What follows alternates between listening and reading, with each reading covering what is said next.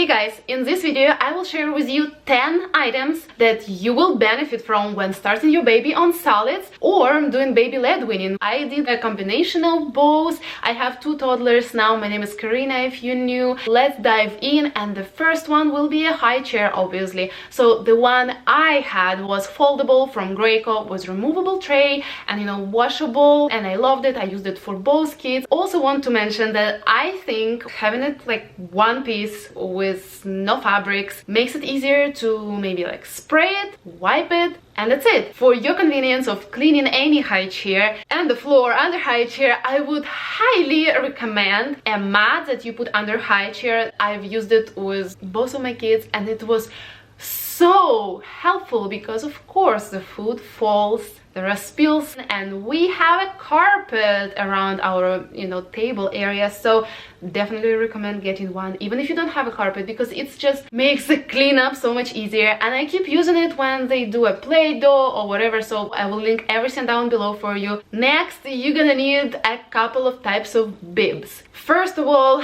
those silicone bibs that have a really good and steady pocket over there that will catch most of the food.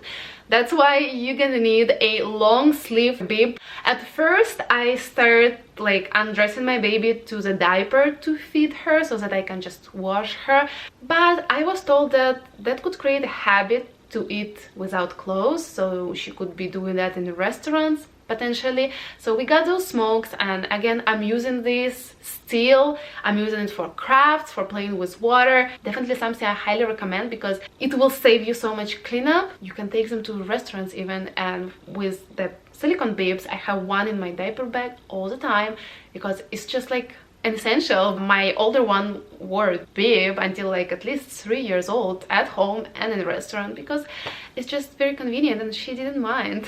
And then of course you need plates and spoons, and I would recommend definitely making sure that the plates have a very good suction. So I wouldn't recommend getting plastic plates because if you want to put warm food in there, eating from plastic is not the best idea. So I went with silicone plates and bamboo plates. Again, I will link the ones I use down below. Some of them come with spoons. I will link a couple of types of spoons that I think are the most helpful for different stages. First, you need very tiny ones, very tiny silicone spoons. Then you're gonna need a little bigger spoons, and of course you're gonna need a couple of types of plates.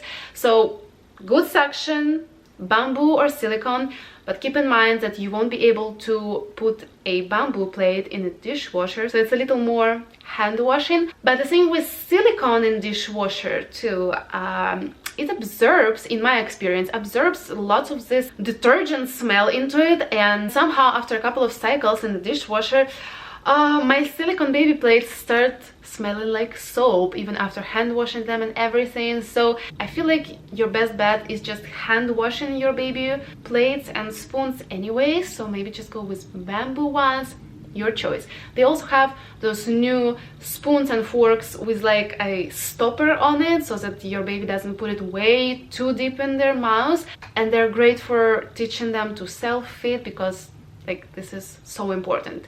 The spoon goes in your baby's hand before you even start solids. I mean, this is what I preach in my baby food videos, and I've raised 2 great eaters, independent, intuitive eaters. Have lots of helpful videos about solids. I will link them down below. Check them out after this video is done. And if you'd like a coaching session from me on solids, particularly with your situation, if you have any troubles you run into, definitely reach out to me. I'll leave in my email down below. You can shoot me an email, you can write in the comments, and we could arrange a coaching session with you, because solids are not easy. I took a course myself.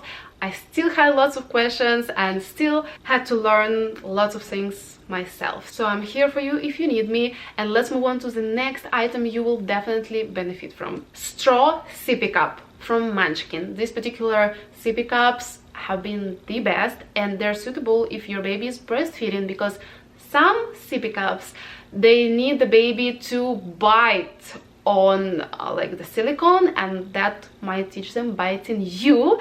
You don't want that happening. And Apparently there are some sippy cups that are not good for the mouth development of your baby, and these particular straw sippy cups are safe for breastfed babies for the right development of their mouth. So the earlier your baby will learn how to drink from a straw, the better. And these are just great. They aren't leaking if you put them together right. They don't require them to tilt the bottle, and if they do, the weight on the straw underneath helps them to get the water out. So I bought so many of these over the years.